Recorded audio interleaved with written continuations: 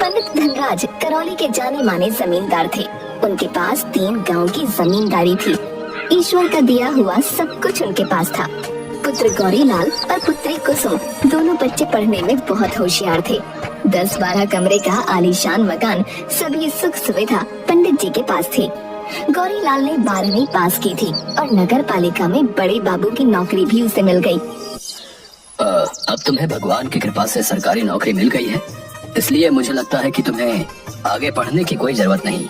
बस मन लगाकर अपनी नौकरी करो। पिताजी, अगर आपकी आज्ञा हो तो मैं आगे की पढ़ाई करना चाहता हूँ। नहीं, अब तुम्हें अपनी नौकरी पर ध्यान देना चाहिए। किस्मत वालों को ही इतनी जल्दी और इतनी अच्छी नौकरी मिल जाती है।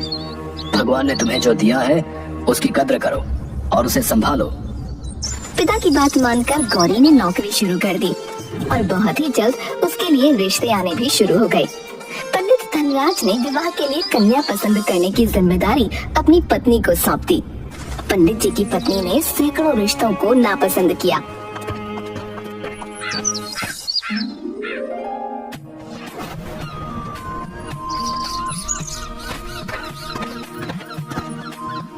और अंत में मथुरा की लता उन्हें पसंद आ गई। अभी तुम्हें और कितनी लड़कियां देखनी है? तुम्हें तो कोई रिश्ता पसंद ही नहीं आ रहा। मुझे मथुरा वाला रिश्ता अच्छा लग रहा है। लड़की सुंदर है, संस्कारी है और मुझे पहली नजर में ही पसंद आ गई। बस आप चलकर इस रिश्ते को मोहर लगा दीजिए। अब धूमधाम के साथ लता और गौरीलाल की शादी हो गई और लता विदा होकर अपनी ससुराल करौली जाती है। शादी की रात को महिलाएं लता को उसके कक्ष में छोड़ने जा रही होती हैं। तो अचानक लता का चेहरा सफेद पड़ जाता है और वो बेहोश होकर गिर जाती है। क्या हो गया बहू को अचानक? ये बेहोश कैसे हो गई? पता नहीं, अभी तो ठीक थी, अचानक से जोर जोर से कांपने लगी और उसका चेहरा तो देखो बिल्कुल सफेद पड़ गया। लता को अस्पताल में भर्ती किया जाता है। दूसरे दिन दोपहर के समय लता को होश आता है और अपने आप को अस्पताल में देख उसे बड़ा आश्चर्य होता है। मुझे क्या हुआ था जो आप मुझे अस्पताल में लेकर आए हैं? भाभी, आप बेहोश होकर गिर गई थी। हम सब बहुत डर गए थे। आप कैसी हैं? अब तुम्हारा जी कैसा है बहू? अब तो ठीक लग रहा है, बस थोड़ी कमजोरी महसूस हो रही है। भगवान का लाख लाख धन्यवाद, तुम ठीक हो गई। हम तो घबरा ही गए थे। गौरी, अब मैं घर जाती हूँ, तुम बहू के पास रहो। तुम्हारे पिताजी को ये खबर देनी होगी कि बहू का स्वास्थ्य अब ठीक है। वो बहुत चिंतित थे और मैं घर जाकर कुछ खाने के लिए बनाकर भेज देती हूँ। तुम लता को खिला देना और खुद भी खा लेना। कुसुम अपनी माँ के साथ घर चली जाती है। अब कैसी तबीयत है? अब तो बिल्कुल ठीक हूँ। समझ में नहीं आता कि मुझे क्या हुआ था। पहले तो कभी ऐसा नहीं हुआ। कुछ खाने का मन कर रहा हो तो मैं लेकर आता हूँ। नहीं, मेरा मन नहीं है। हाँ, अगर सेब मिल जाए तो ले आइएगा। गौरीलाल अस्पताल के बाहर खड़े ठेले वाले के पास सेब लेने जाता है। सेब का मौसम नहीं था, इसलिए बाजार में सेब अच्छे नहीं आ रहे हैं। एक काम करो, इनमें से अच्छे आधा किलो सेब दे दो। लता आंखें बंद करके लेटी हुई थी और उसके सर के पास रखी हुई मेज पर अच्छे किस्म के सेब रखे थे। ये सेब कौन दे गया लता? बिल्कुल ताजा सेब है। मुझे तो ऐसा सेब पूरे बाजार में नहीं मिला। मुझे नहीं पता, मैंने तो किसी को सेब रखते हुए देखा ही नहीं। गौरीलाल को बड़ा आश्चर्य हुआ। उसने इधर उधर वार्ड में जाकर देखा, कोई परिचित व्यक्ति भी नहीं मिला जो सेब रख गया हो। खैर जो भी हो, उसने सेब काट कर लता को खाने को दिया और खुद भी खाया। सेब बड़े स्वादिष्ट थे। शाम को कुसुम लता के लिए दूध और दलिया लेकर अस्पताल पहुंची और देखती है एक प्लेट में दलिया और एक बड़ा गिलास दूध लता के सिरहाने रखा था। क्या भैया, इतनी जल्दी थोड़ी मची थी? मैं तो दूध और दलिया लेकर आ ही रही थी ना। तुम्हें बाजार से लाने की क्या जरूरत थी? कैसा बाजार और कैसा दूध दलिया? मैं तो यहाँ से कहीं गया ही नहीं। कहते कहते उसकी नजर पलंग के पास रखे दूध के गिलास और दलिया पर पड़ी। अरे, इसे कौन रख गया? ताज्जुब है, मैं इसी बेड पर बैठा हूँ और न जाने कौन रख जाता है। इसके बाद उसने सबके बारे में भी कुसुम को बताया। कोई तुम्हारा परम मित्र होगा जो भाभी का इतना कितना ख्याल रख रहा है। दूसरे दिन सुबह लता अस्पताल से घर चली जाती है। अब वो पूरी तरह स्वस्थ थी। शाम के समय गौरी लता के कमरे में गया तो लता ने मुस्कुराते हुए उसका स्वागत किया। गौरी पलंग पर बैठ गया और इधर उधर की बातें करने लगा। थोड़ी देर के बाद जैसे ही उसने लता का हाथ पकड़ा, उसे एक झटका लगा, जैसे शरीर में करंट दौड़ गया हो। उसने लता की ओर देखा। लता की आंखें लाल और चेहरा भयानक हो गया और लता बहुत भयानक आवाज में बोलने लगी, चले जाओ यहाँ से, दोबारा कभी इसे हाथ लगाने की कोशिश मत करना। आज तो सिर्फ करंट लगा है, अगली बार प्राण देने पड़ सकते हैं। चले जाओ यहाँ से, ये सिर्फ मेरी है और किसी की नहीं। गौरी भागकर कमरे से बाहर आया। माँ, कहाँ हो तुम? जल्दी आओ इधर। क्या हो गया? कितने घबराए हुए हो? बहू तो ठीक है ना?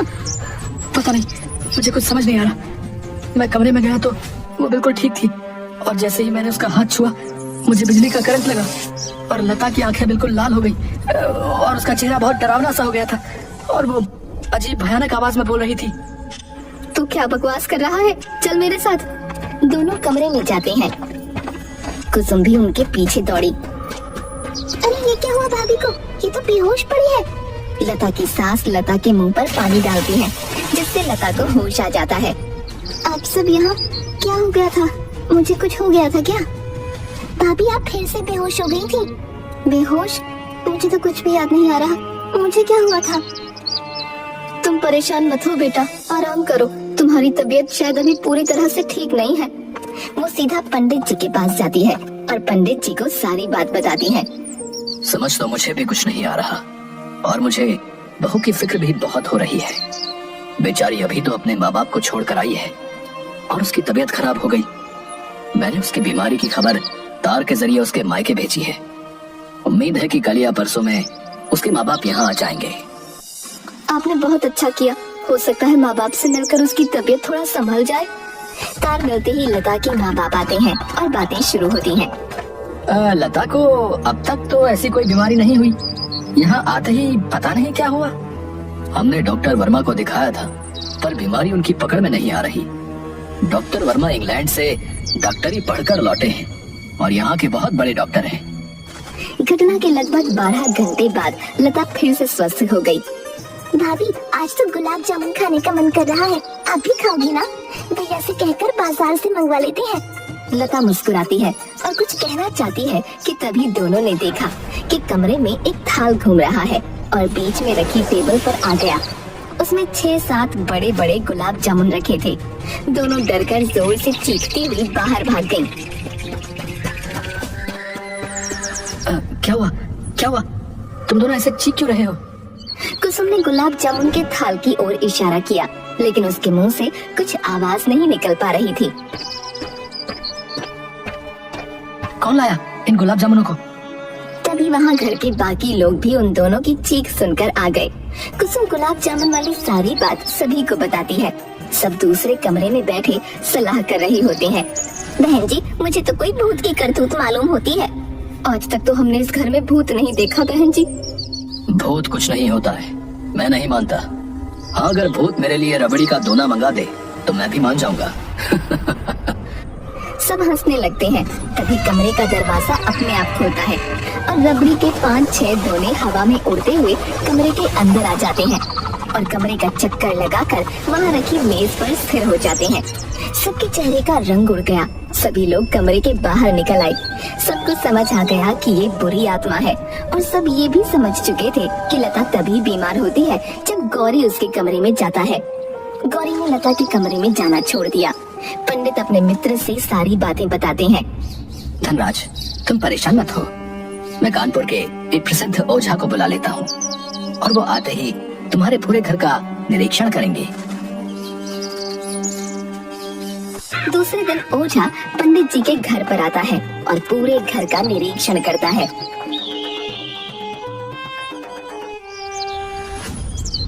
इस घर पर एक साया है। आप सबको परेशान होने की जरूरत नहीं है, मैं उसे भगा दूंगा। बस अब आपका ही सहारा बचा है हमें तो, लेकिन खर्च थोड़ा ज्यादा होगा।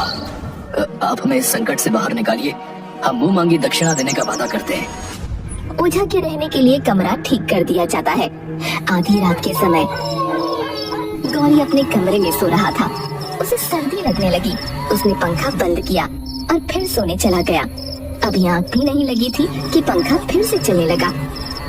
अब शायद कुसुम चला कर गई होगी। वो फिर से पंखा बंद करने जा रहा था कि लाइट चली गई। वो बिस्तर पर लेट गया।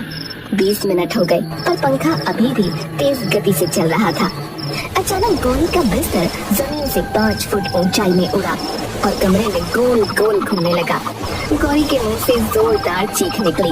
वो बिस्तर से कूदकर तेजी से पिता के कमरे की ओर भागा। चीख सुनकर घर के सभी लोग जाग गए और बाहर आ गए। ओझा कुछ मंत्र पढ़ते हुए मकान के चौक में आ गया था। तभी बादल कड़कने की आवाज सुनाई दी और पानी के स्थान पर खून की बारिश होने लगी। तुम सब जल्दी ही अंदर जाओ और दरवाजा बंद कर लो। ओम क्रीम ग्राम क्रीम भट स्वाहा। ओम क्रीम ग्राम क्रीम भट स्वाहा। खून की बारिश अभी भी हो रही थी। सभी भयभीत निगाहों से एक दूसरे की तरफ देख रहे थे। मकान के बरामदे में चारों तरफ खून ही खून दिखाई दे रहा था। लता कहाँ गई? दिखाई नहीं दे रही। शायद अपने कमरे में होगी। गौरी जरा जाकर देखना वो कहाँ है।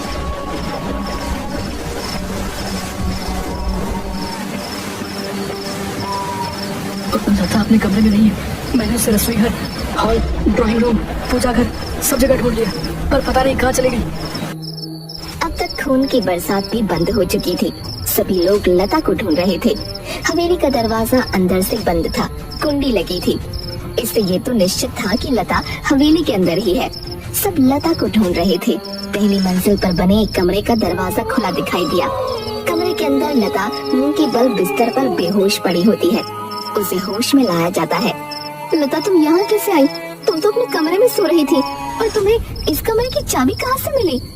लता आश्चर्यचकित होकर सबका मुंह देख रही थी। मुझे नहीं पता मैं इस कमरे में कैसे आई। कोई बात नहीं बेटा, तुम परेशान मत हो। आज के बाद लता को कोई 1 सेकंड के लिए भी अकेला नहीं छोड़ना। हर समय घर का कोई ना कोई सदस्य उसके साथ रहेगा। क्योंकि घर की औरतें घटनाओं से बहुत ज्यादा भयभीत हो चुकी थीं, इसलिए लता के साथ रहने की जिम्मेदारी गौरी को दी गई। 2 दिनों तक घर में सब कुछ शांत था। तीसरे दिन लता नहाने गई और गौरी बाहर कुर्सी पर बैठा अखबार पढ़ रहा था।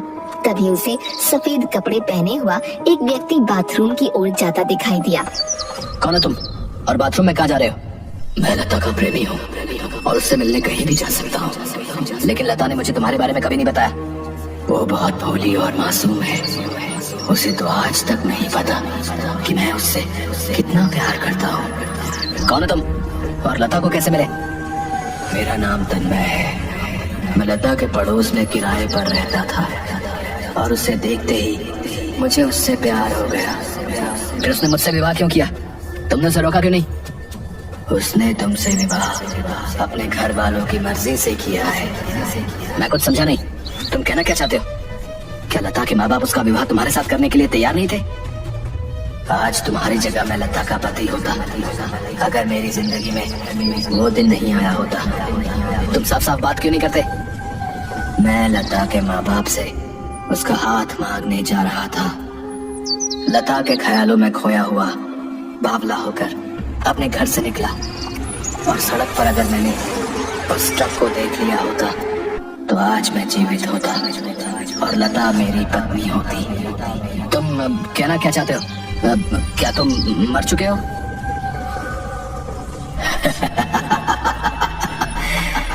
मैं मरकर भी जिंदा हूँ क्योंकि लता का प्रेम और उसका मासूम चेहरा मुझे मार कर भी मुक्ति नहीं लेने दे रहा और मैं उसे पाकर रहूंगा किसी भी कीमत पर। अगर तुम्हारी पत्नी होने से तुम्हें सारे हक मिल गए तो मैं भी लता के साथ विवाह करूंगा और उसका पति बनूंगा।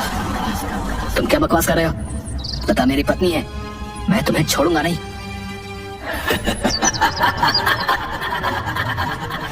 तुम मेरा कुछ नहीं बिगाड़ सकते। याद है ना मैंने तुम्हें कैसे धरती से उठाकर आसमान में घुमाया था? याद याद है या भूल गए? गौरी डर गया। आज से 3 दिन बाद दिवाली है और मैं दिवाली के दिन लता से विवाह करने के लिए बारात लेकर आऊंगा और तुम सबके सामने उससे विवाह करूंगा। इतना कहकर तन्मय वहाँ से गायब हो जाता है और गौरी वहीं पर बेहोश हो जाता है। लता बाथरूम से बाहर आती है और गौरी को बेहोश देखकर जोर से चीखती है। घर के सभी सदस्य वहाँ आ जाते हैं। गौरी होश में आता है और वो सारी बातें बताता है। ये तन्मय कौन है? लता, क्या तुम उसे जानती हो? नहीं माँ, मैं तन्मय नाम के किसी लड़के को नहीं जानती और मैंने कभी ये नाम पहले सुना भी नहीं है। हम सब ने ये नाम कभी नहीं सुना। पता नहीं तन्मय कौन है, कहाँ रहता है, हम उसके बारे में कुछ नहीं जानते। बहन जी, हमें अपनी बहू पर पूरा विश्वास है और हम इस मुश्किल से उसे बाहर निकाल कर ही रहेंगे। आप हम पर भरोसा रखिए। ये बड़ी ही सिद्धि और दुष्ट आत्मा है जो आपकी बहू लता के ऊपर फिदा है, परंतु आप सब फिक्र मत कीजिए। मैं कल एक अनुष्ठान करूंगा और उसके बाद इस सिद्धि आत्मा का खेल हमेशा के लिए खत्म हो जाएगा। बाबा, यदि आपको जरा भी संदेह हो तो आप किसी को अपनी सहायता के लिए बुला लीजिए। मुझे किसी प्रकार का कोई संदेह नहीं है और इस तरह की आत्माओं को भगाने के लिए मैंने अपने गुरु गंगाधर जी से उचित शिक्षा प्राप्त की है। विश्वास रखिए, मैं आपको इस मुश्किल से मुक्त करूंगा। दूसरे दिन सुबह अचानक से ओझा के कमरे से चिल्लाने की आवाज आने लगती है। सब दौड़कर ओझा के कमरे की ओर जाते हैं, जहां ओझा पंखे से उल्टा लटका हुआ था। उसके दोनों हाथ एक दूसरे से बंधे थे। छोड़ दो, मुझे छोड़ दो, मुझे माफ कर दो। मैं आज ही यहाँ से चला जाता हूँ और कभी लौट कर नहीं आऊंगा। तभी कोई ओझा को पंखे से घुमाकर जमीन पर फेंक देता है। गौरी उसे अस्पताल में भर्ती करा देता है। अब क्या होगा? अब हमें इस बुरी आत्मा से कौन बचाएगा? फिक्र मत करो, मैंने गंगाधर जी को लेने के लिए कल ही आदमी भेज दिया है। भगवान ने चाहा तो वो जल्द ही यहाँ आ जाएंगे। लेकिन उनका पता कैसे मालूम चला? मैंने कल ओझा से गुरुजी का पता पूछकर आदमी को उन्हें लेने भेज दिया था। दिवाली का दिन आ गया। सब बहुत ज्यादा परेशान होते हैं। पूरा दिन घर में शांति का माहौल था। शाम के वक्त आसपास के घरों में दिया बत्ती जलने लगी। तभी पंडित जी की हवेली के बाहर बाजे की आवाज सुनाई देती है। सब बरामदे की तरफ बढ़ते हैं। तभी हवेली का दरवाजा अपने आप खुलता है और बाजे की आवाज हवेली के अंदर जोरों से आने लगती है। पलक झपकते ही वहाँ बहुत सारे कंकाल सरकटे शरीर नाचने लगते हैं और तन्मय गौरी को दिखता है जो दूल्हे के भेष में होता है। मैंने कहा था ना कि मैं दिवाली के दिन लता से विवाह करने के लिए बारात लेकर आऊंगा। देखो, मैं आ गया। इस अजीब सी बारात को देखकर घर की सारी औरतें बेहोश हो जाती हैं। तभी लता के कमरे का दरवाजा खुलता है और वो दुल्हन के रूप में वरमाला लिए अजनबी की तरफ आती है। गौरी लता को आवाज देता है। लता, लता, तुम होश में तो हो? तुम ये क्या करने जा रही हो? लता को तो जैसे कुछ सुनाई ही नहीं दे रहा होता। वो चलती हुई सीधा तन्मय के पास पहुंची और वरमाला उसके गले में डालने ही वाली थी कि तभी एक गंभीर और दमदार आवाज आई। रुक जाओ, जाओ, जाओ। आवाज सुनते ही लता के हाथ रुक गए और वो वहीं बेहोश होकर गिर गई। ये आवाज गुरु गंगाधर की थी। पंडित जी, फिक्र मत कीजिए, मैं आ गया हूँ। घर का मुख्य द्वार तुरंत बंद कर दीजिए। ग्रीन ग्राम ओम स्वाहा। देखते ही देखते तन्मय की आत्मा एक सफेद धुएं में परिवर्तित हो गई और उस बोतल में समा गई। मैं जानता हूँ कि तुम सब इस बारात में लालच के कारण आए हो। मैं तुम सबको सिर्फ एक मौका दूंगा इस हवेली से बाहर जाने का। अगर तुमने देर की तो तुम सबका भी यही अंत होगा जो इस दुष्ट का हुआ है। सब बाराती वहाँ से गायब हो गए। पंडित जी, अब अब आप फिक्र मत कीजिए, आपकी बहू और आपका परिवार पूरी तरह से सुरक्षित है। मैं इस आत्मा को भोलेनाथ की सेवा में लेकर जाऊंगा और वहीं इसका न्याय होगा। आपका बहुत बहुत शुक्रिया गुरुजी, जो आपने समय पर आकर हमारे घर को बर्बाद होने से बचा लिया। परंतु ये दुष्ट आत्मा हमारी बहू के पीछे क्यों पड़ी थी? ये एक मनचली आत्मा है जो आपकी बहू के रूप और सुंदरता को देखकर उस पर मोहित हो गई थी और इसी कारण वो पीछे पड़ गई। परंतु अब डरने की कोई जरूरत नहीं है। पंडित गंगाधर को बहुत सारी दान दक्षिणा देकर विदा किया जाता है। उसके बाद लता और गौरी अपना जीवन अच्छे से व्यतीत करते हैं। उनके 2 बच्चे भी हैं और घर में सब कुशल होता है।